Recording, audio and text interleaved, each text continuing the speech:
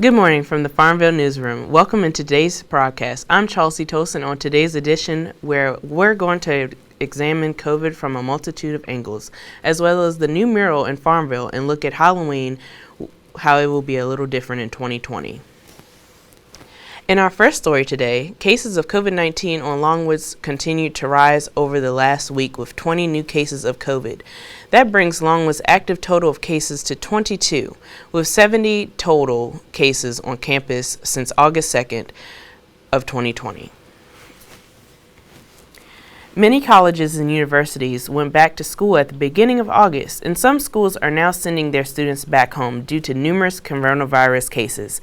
Corey Hugenberg is at Longwoods University in Farmville, Virginia, to see if students and professors really feel safe being back on campus.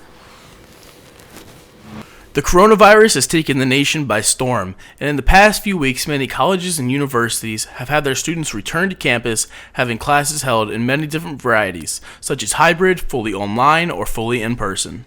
I'm here at Longwood University in Farmville, Virginia, and spoke to students and professors to see if they feel safe being back on campus with COVID-19. I feel relatively safe on campus. I think that Longwood is doing pretty good precautionary measures and making sure that it stays contained. I feel safe now. Generally speaking, the protocols that are in place seem to offer a sense of assurance, and the fact that I see students adhering to them on a pretty regular basis, and diligently so as well. That's actually what gives me the most comfort right now. Longwood University is now at 12 active coronavirus cases with a total of 44 cumulative cases that has been kept track of since August 2nd, 2020. The precautions Longwood has put in place has helped keep this number low when you compare it to other Virginia colleges such as James Madison University, who is at 1,451 total cases, and Radford University, who is at 409 total cases. The guidelines Longwood has put in place to keep their COVID cases low consists of preventing students from having off-campus guests. In classrooms, students are required to sit 6 feet apart.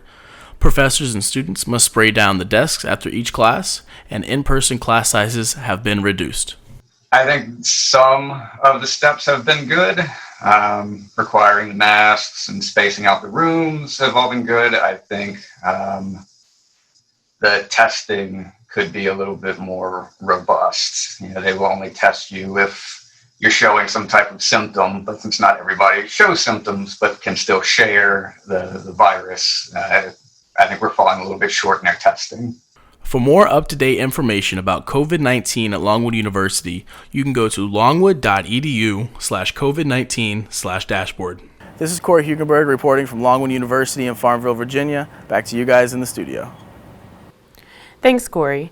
We all know that coronavirus has taken a toll on everyday life, but what we know we're not expecting was how this would hinder going back to school, especially for college students, with concerns from moving in, to living spaces with strangers, to concerns about sports. The one question that we most important to have answered was how this would affect learning in the classroom. We sat down with Longwood University Professor Jeff Halliday and Longwood Senior Miles Rather, getting their takes on COVID-19 and affecting college learning.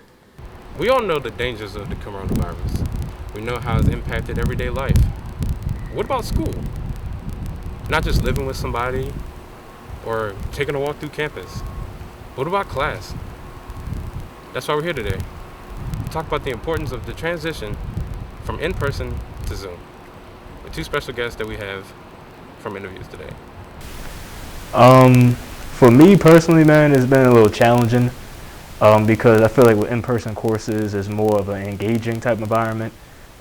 Teachers get you involved with questions, whereas the hybrid/online courses, it's teachers not getting enough participation, so the classes seem boring and they don't seem as interesting as they used to be. It's also a challenge for the professors as well because the professors have to do online learning, which some don't have proper training in, others do. But for the ones that I have, most of them are decently trained in online learning. The other thing for me is with the online courses is that due dates are changing a lot. The syllabus is never 100% right of when things are going to be due, but that comes with COVID and with the online courses, teachers have different time periods to grade than what they usually have. Certainly it was something as a department for each of us we did not come to lightly. I think everyone knows that we all want to be in person. We very much want it to be a traditional year, but we've worked really hard to make sure that the classes as they're being presented are being done in a responsible way that still is able to help us meet student expectations and accomplish what we want to accomplish in the class. But if how I feel about it, I think we're all disappointed that it's a necessity, but I believe it's an absolute necessity. I'm Aaron Barksdale, and this has been Longwood News.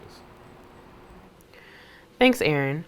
We go now to a story on teaching during the COVID-19 pandemic and how university professors are making it through the challenging semester. Our Dylan Eagle has the news. COVID-19 has had an effect on the whole world and has changed how we all go about our everyday lives. Schools everywhere have had to rearrange their class sizes and how they're taught, which for many hasn't been very easy.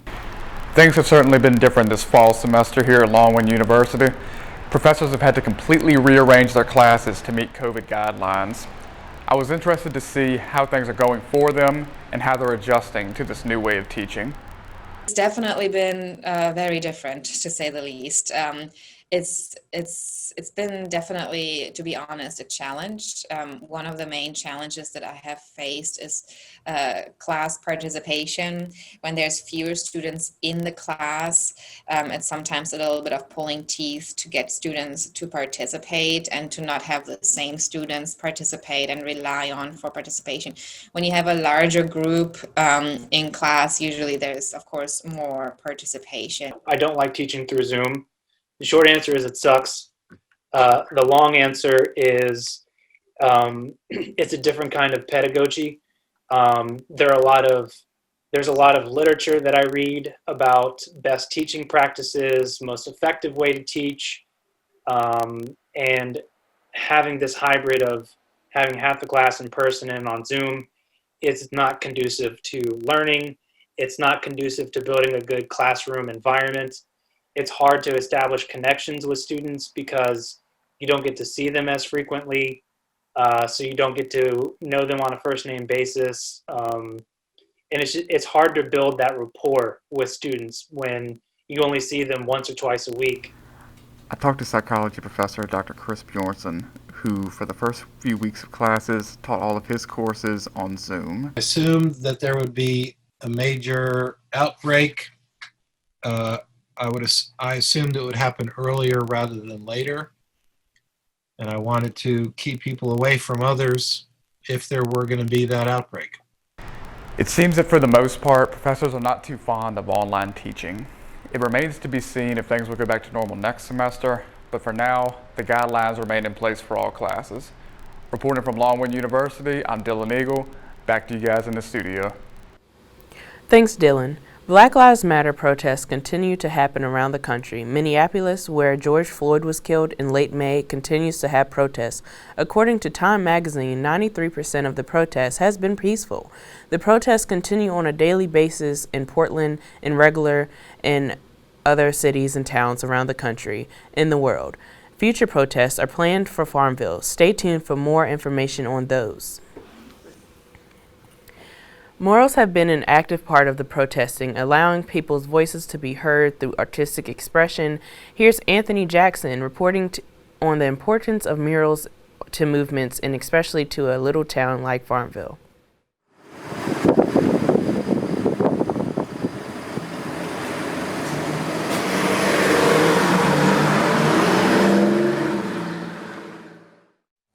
Over the summer, in the midst of COVID-19, many protests overtook the nation. After the deaths of Ahmaud Arbery, Breonna Taylor, and George Floyd, few of many victims of what many believe to be police brutality and racism. Along with the surge in protests, there was a surge in murals commemorating the deceased and reminding the world that Black lives do matter. And this little city in Little Nowhere, Virginia, Farmville, is no different.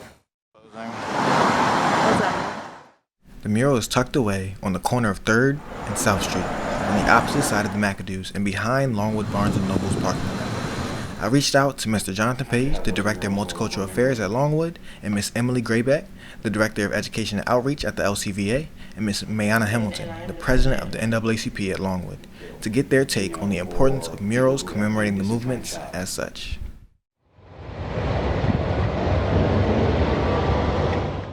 Murals play a very important role in any sort of civic activism, in any massive protest movement, because murals themselves are the purest form of expression. Particularly, you see murals put up, in the wake of someone's death, because we want them to be remembered. We want this incident to be sort of emblazoned on our minds, because we have a tendency to forget very, very quickly.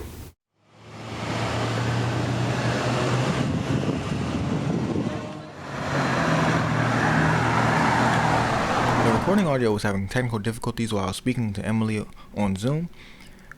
However, she spoke on the Black Lives Matter Art Gallery at the LCVA currently and how important it is for people to express their frustrations through art and poetry. And displays like the mural and how public it is invites larger conversations that can truly spark change. Mayana, however, expressed a different sentiment. Farmville is this bubble where they literally keep the world out and we just deal with what's going on in Farmville. So like having that mural here, it signifies positivity and negativity in my sense, in a way. It's just like you're giving us a piece of something to say, be quiet. Yeah. You're trying to show that you see what's going on, but are you really active about what's going on? Are you really involved with what's going on? As we can see, this artistic expression of rage, disappointment, and calls for justice serves an important role in reminding us the work that needs to be done in order for equality to be fully realized in the eyes of Black Americans. Back to you in the studio. Thanks, Anthony. Don't go anywhere. We'll be back with stories on how Halloween might look a little different this year and what club sports are doing to keep up playing with the pandemic.